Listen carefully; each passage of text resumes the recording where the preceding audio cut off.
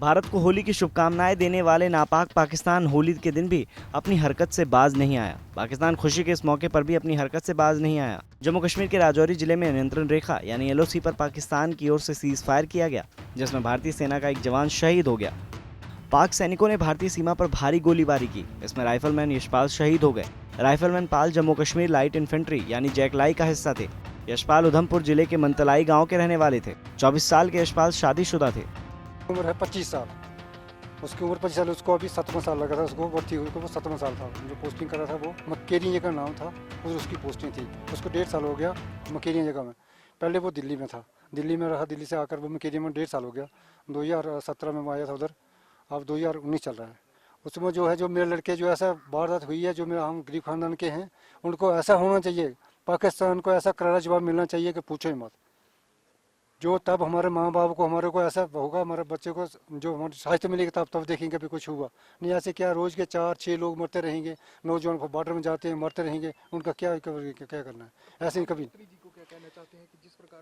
जैसे रोज से cease fire हो रहे हैं, एक बार इनको बोलना चाहिए, एक बार जो आर पार कर दो उनको। पाकिस्तान को करारा जवाब, तब हम बोल रहे हैं ठीक है। इलेक्शन बोलते हैं, इलेक्शन क्या इलेक्शन? इलेक्शन से पहले काम होना चाहिए, इलेक्शन बाद में।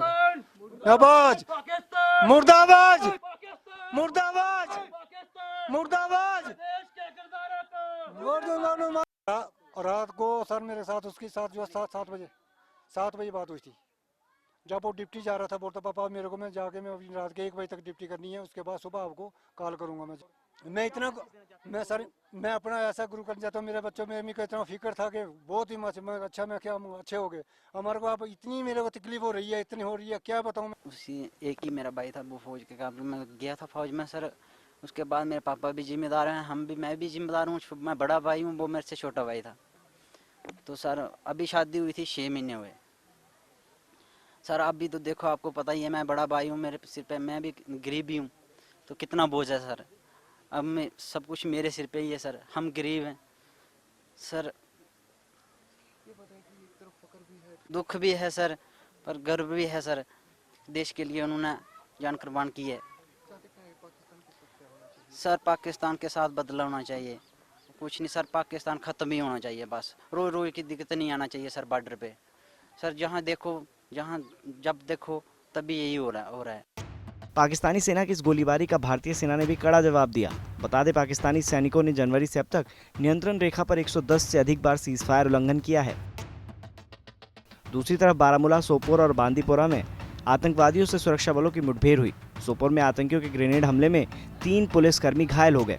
उत्तरी कश्मीर के सोपोर में रफियाबाद के वारापोरा इलाके में एक ग्रेनेड हमले में SHO समेत 3 पुलिसकर्मी घायल हो गए। आतंकियों ने ग्रेनेड हमला उस वक्त किया जब इलाके में एक तलाशी अभियान चल रहा था। इसके कुछ मिनट बाद ही सोपोर कस्बे में भी आतंकवादियों ने CRPF के एक कैंप पर धावा बोल दिया। हमले के बाद पूरे इलाके में सुरक्षा बढ़ा दी गई है। सोपोर के वारपोरा के अलावा बारामूला के कलनतारा और बांदीपुरा के हाजीन में भी आतंकियों से सुरक्षा बलों की मुठभेड़ हुई। सुरक्षा बलों और मिलिटेंटों के बीच में 3 अलग अलग जगहों पर 3 मुठभेड़ें चल रही है। एक मुठभेड़ कल शाम को शुरू हुई थी कलनवाला जो क्रीरी का इलाका है, दूसरी वारपोरा सोपोर में और तीसरी हाजिन बांडीपोरा में। उस बीच सुरक्षा बलों पर 2 जगहों पर ग्रेनेड हमले भी हुए, जिनमें एक SHO सहित 3 पुलिसकर्मी घायल भी है। जम्मू कश्मीर में पहले चरण के लोकसभा चुनावों से ठीक पहले इस भड़कती हिंसा के बीच सुरक्षा व्यवस्था को अब और भी सख्त कर दिया गया है। सुरक्षा एजेंसियों के पास ये खबर है कि चुनावों से पहले इस तरह की हिंसा उत्तरी कश्मीर में बढ़ सकती है। कैमरामैन तारिक रोन के साथ अशरफ वानी, श्रीनगर। तरीके से अपने पूरे बॉर्डर के ऊपर सीज फायर का उल्लंघन अब स्टार्ट कर दिया है। जैसे हम बात कर रहे हैं, हमको खबरें आ रही हैं कि अभी JNK एरिया में हमारे लांस नायक पॉल शहीद हो गए हैं। पिछले हफ्ते सुंदरबनी एरिया में एक और हमारे जवान घायल हो गए थे, वो शहीद हो गए हैं। तो ये सारी की सारी चीज़ें दर्शाती हैं कि पाकिस्तान अपने पिछले जो कार्रवाई करी है, पिछले 1 महीने में 100 उल्लंघन किए हैं, 100 अटैक्स किए हैं। अब वो हैवी मोटर्स का इस्तेमाल कर रहे हैं, आर्टिलरी का इस्तेमाल कर रहे हैं, रॉकेट लॉन्चर्स का इस्तेमाल कर रहे हैं। भारत को बाध्य कर रहे हैं कि वो फिर एक्शन ऐसा ले जिससे कि पाकिस्तान को फिर बहुत चिंता होगी और उसको बहुत ही दर्द महसूस होगा। पर हमको एक बात ये याद रखनी है कि जिस तरीके से हम अभी बात कर रहे हैं, एक और चीज़ हो रही है, वो है कि अंदर JNK में पुलिस वालों के ऊपर शहरों में हमला हो रहा है और हमारे 3 पुलिसकर्मी शहीद हो गए हैं। न इसका मतलब ये है कि हमारे जो स्लीपर्स हैं, जो इन्फॉर्मर्स हैं, लोकल एडमिनिस्ट्रेटर जो इस अभियान को सपोर्ट कर रहे हैं, टेररिस्ट अभियान को सपोर्ट कर रहे हैं, ये सब के सब सेपरेटिस्ट एलिमेंट से मिलकर भारतीय फाइनेंस लेकर ये कार्रवाई कर रहे हैं। यहाँ पर हमारी जो इंटरनल सिक्योरिटी ऑपरेशंस का है, IOSA ऑपरेशंस के ऊपर उंगली उठ सकती है कि हम कमज़ोरी क्यों दिखा रहे हैं, और इसमें होम मिनिस्ट्री को भी अब जवाब देना पड़ेगा कि ऐसा क्यों हो रहा है, क्योंकि अब जब आपको पता चल गया है कि कहाँ पे आपका जूता दर्द करता है, जब आपको पता चल गया है where the shoe is pinching, अब हमको देर क्यों हो रही है। हमें जान के खुशी है कि हमारे पुलिसकर्मी अभी घायल रूप की अवस्था में अब रिकवर कर रहे हैं, बहुत अच्छी बात है। पर इसके लिए तो है कि हमारे जो पूरी की पूरी जो अब इंटरनल सिक्योरिटी ऑपरेशन है और जो मिलिट्री ऑपरेशन हैं, अब ये अलग अलग एंगल में नहीं होंगे। इन सब का एक ही कमांड एंड कंट्रोल स्ट्रक्चर होना चाहिए, एक ऑपरेशन रूम होना चाहिए, ताकि आपके रिसोर्सेज एक जगह से दूसरी जगह ले जाए जा सकें और ओवरऑल कमांडर को सारी स्थिति का ज्ञान होना चाहिए। अगर इंटरनल ऑपरेशन जगह पे आपके पुलिस वालों पे हमला हो रहा है, तो ये एक आर्मी कमांडर अलग दृष्टिकोण से नहीं देखेगा कि ये हमारा दायरा नहीं है, ये तो होम मिनिस्ट्री का दायरा है, हम डिफेंस मिनिस्ट्री में। ऐसी कोई बात नहीं होनी चाहिए। पूरा जम्मू और कश्मीर जो इलाका है, एक कमांड और कंट्रोल स्ट्रक्चर में होना पड़ेगा।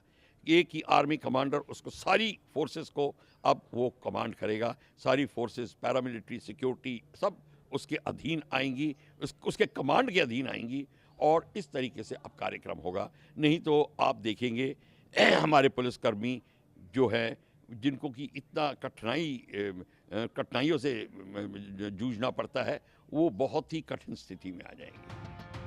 बता दें, जम्मू कश्मीर में पिछले 24 घंटों में आतंकवादियों के साथ 4 मुठभेड़ सामने आए हैं। ताज़ा इनकाउंटर शोपिया जिले के इमाम साहब में शुरू हुआ है। माना जा रहा है कि यहाँ 2 से 3 आतंकी एक घर में छिपे हुए हैं। इनमें से 2 आतंकियों को अब तक मार गिराया गया है, जिसमें लश्कर का एक टॉप कमांडर भी शामिल है।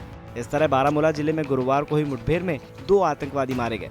बारामूला के कलनतारा इलाके में नमबलनार अभियान में 2 आतंकवादियों को ढेर किया गया। इस दौरान एक अधिकारी समेत 3 सैन्यकर्मी घायल हो गए। शोपिया में चल रहे एनकाउंटर में आतंकियों की घेराबंदी जारी है, सर्च ऑपरेशन चलाया जा रहा है।